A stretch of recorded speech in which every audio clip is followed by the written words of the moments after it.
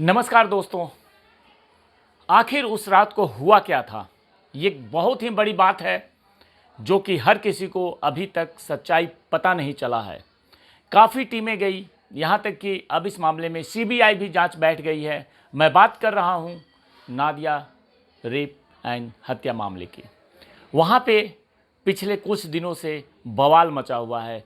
राज्य सरकार से लेकर के केंद्र सरकार तक इन्वॉल्व हो चुकी है, क्योंकि ये हाई प्रोफाइल एक मामला था जिसमें एक 14 साल की बच्ची के साथ रेप होता है और हत्या कर दी जाती है। और इस मामले में जो आरोप लगा है वो आरोप लगा है टीएमसी के नेता ब्रजा गवाली के ऊपर। और ब्रजा गवाली के बारे में मैं बता दूं कि उनके ऊपर ऐसी छवि है कि वो टीएमसी के एक नेता के बेटा हैं और वो काफ़ी ज़्यादा दबंग हैं। तो चलिए सबसे पहले मैं बताता हूं कि जो ज़मीनी हकीकत जांच पड़ताल में सामने आई है कि आखिर उस शाम नादिया रेप पीड़िता के साथ हुआ क्या था। बीती 4 अप्रैल को पश्चिम बंगाल के नादिया जिले में एक नाबालिग लड़की के साथ कथित गैंग रेप और हत्या का मामला सामने आता है। आरोप लगा बंगाल की सत्तारूढ़ पार्टी टीएमसी के एक नेता के बेटे पर, और राज्य की विपक्षी पार्टी बीजेपी ने जोरदार प्रदर्शन किया इस मामले को लेकर के। और ममता बनर्जी की सवाल सरकार जो है उन पे सवाल उठाए गए, आरोपियों को सज़ा दिलाने की मांग की गई, और इस बीच 10 अप्रैल को पीड़िता की मौत हो जाती है। परंतु इस मामले में हंगामा जब बढ़ता हुआ दिखा तो कोलकाता हाई कोर्ट ने इस मामले की जांच सीबीआई को सौंप दी है। और 11 अप्रैल को ममता बनर्जी का एक बड़ा ही विवादास्पद बयान आया जो कि किसी के भी बर्दाश्त नहीं हुआ, किसी ने भी इसे बर्दाश्त नहीं किया।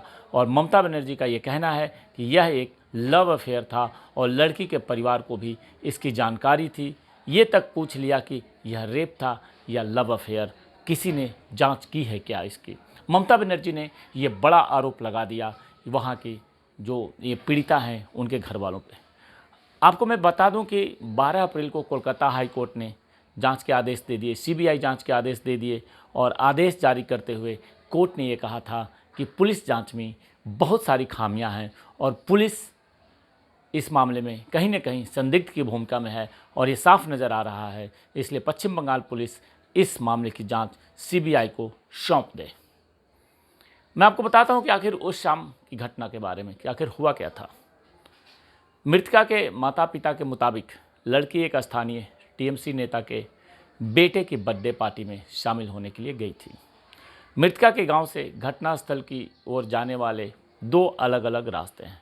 पहला जो रास्ता है वो श्यामनगर गांव से आती हुई सड़क जो गांव के नज़दीकी बाजार से होते हुए निकल जाती है, और इस रास्ते से पीड़िता के घर और आरोपी के घर के बीच 4 किलोमीटर की दूरी है। दूसरे रास्ते से 3 किलोमीटर की दूरी है।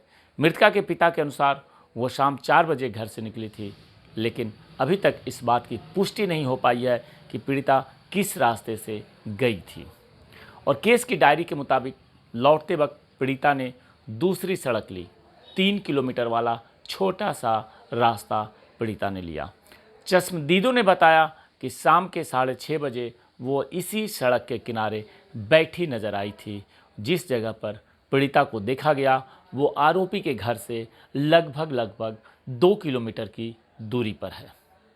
और गजना ग्राम पंचायत के श्यामनगर क्षेत्र के निवासी पोली विश्वास ने पीड़िता लड़की को घर छोड़ा था। पोली विश्वास रास्ते में मिली थी उस लड़की को, क्योंकि लड़की बैठी हुई थी एक जगह पे, तो वहाँ पे पोली विश्वास मिली और पोली विश्वास ने देखी उसकी हालत ठीक नहीं है तो उसे घर तक ले गई। पोली ने इस घटना के बारे में जो जानकारी दी है वो मैं आपको बताता हूँ। पोली का ये कहना है कि मैं एक भतीजे के साथ अपने दादा दादी के घर जा रही थी। रास्ते में मैंने देखा कि 2 आदमी बाइक पर थे और लड़की सड़क के किनारे बैठी हुई थी। मैंने लड़की को क्रॉस किया, फिर दोनों बाइक सवारों ने मुझे बुलाया और मुझसे पूछा क्या मैं लड़की को जानती हूँ। मैंने उसकी ओर देखा और कहा कि मैं उसे नहीं पहचानती। मैं उसके पास गई और उससे पूछा कि वो कहाँ से आई है।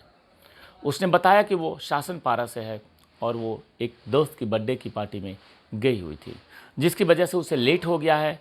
ये भी बताया कि उसे बहुत बुरा सिर दर्द हो रहा है, वो परेशान है, इसलिए वो सड़क के किनारे बैठी हुई है। उसने मुझे उसको घर छोड़ने के लिए कहा। तो मैंने कहा ठीक है, तुम अपनी साइकिल ले लो, मैं तुम्हें छोड़ दूंगी। लेकिन उसने कहा कि वह साइकिल चला नहीं पाएगी, वो नॉर्मली बात कर रही थी, इसलिए मुझे कुछ भी गलत नहीं लगा। फिर मैंने उसे साइकिल के पीछे बैठने के लिए कहा और दोनों बाइक सवारों को हमारे साथ चलने की रिक्वेस्ट की। दोनों लड़के साथ आए भी। जब मैं उसे घर छोड़ने गई तो उसकी माँ खाना बना रही थी। करीब 6 या 7 बज रहे होंगे। वो अकेली ही थी। मुझे नहीं पता कि वो नशे में थी या नहीं, क्योंकि वो नॉर्मली ही बात कर रही थी। इस मामले में अब दोनों बाइक सवारों की भूमिका काफ़ी संदिग्ध बताई जा रही है। पीड़िता के पिता ने बताया कि इन दोनों ने लड़की को अस्पताल ले जाने से मना कर दिया था। ऋतिक मंडल ने उन 2 बाइक सवारों में से एक से बात की और मठपारा के अनीस मंडल, अनीस का घर वहीं है जहां लड़की बैठी थी।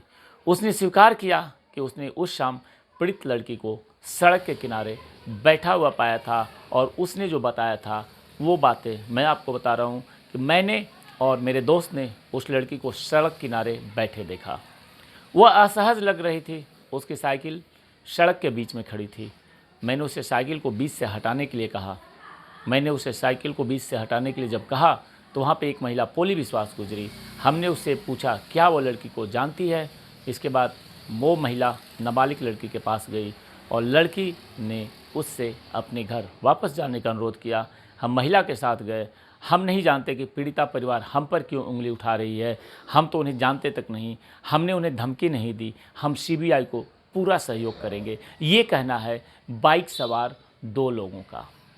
और मामले की जांच चल रही है और राजनीति भी इसमें जोरदार हो रही है।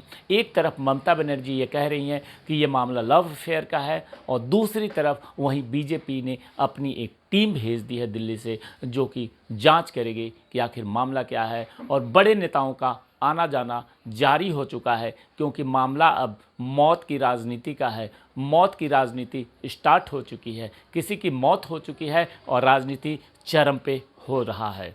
परिवार ने आरोप लगाया कि टीएमसी नेता और उनका बेटा उन्हें धमका रहा था, जिसके कारण वो पीड़िता को डॉक्टर के पास नहीं ले जा पाए। जो धमकी मिल रही थी उसके मुताबिक परिवार का ये कहना है कि धमकी ये मिल रही थी कि अगर अस्पताल लेकर के जाओगे या पुलिस के पास लेकर के जाओगे तो हम तुम्हें जिंदा जला देंगे, तुम्हारे घर को जला देंगे, जिसके कारण से लड़की की मौत हो जाती है और लड़की बिना इलाज के, जो कि उसे अत्यंत ही आवश्यक था इलाज मिलना, लेकिन दबंगों के डर के कारण न तो पीड़िता का परिवार उसे अस्पताल ले जा सका और न ही उसे पुलिस की मदद मिल सकी और पीड़िता की मौत हो जाती है 12 घंटे के बाद इलाज के अभाव में तड़पते हुए। और उसके बाद असली राजनीति चालू होती है। ममता बनर्जी का बयान कुछ और आता है, बीजेपी का बयान कुछ और आता है। लोकल स्तर पे दंगे नहीं, लोकल स्तर पे प्रदर्शन धरना चालू हो जाता है।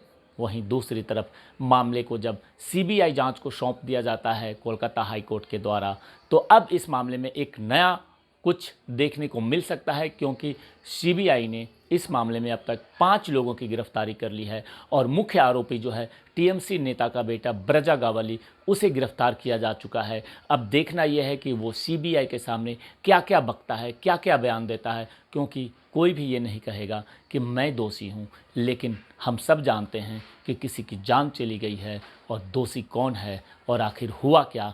इस मामले में अब जो भी अपडेट आएगा मैं लगातार आपको बताऊंगा, क्योंकि ये मामला न्याय से जुड़ा हुआ है, इंसाफ से जुड़ा हुआ है।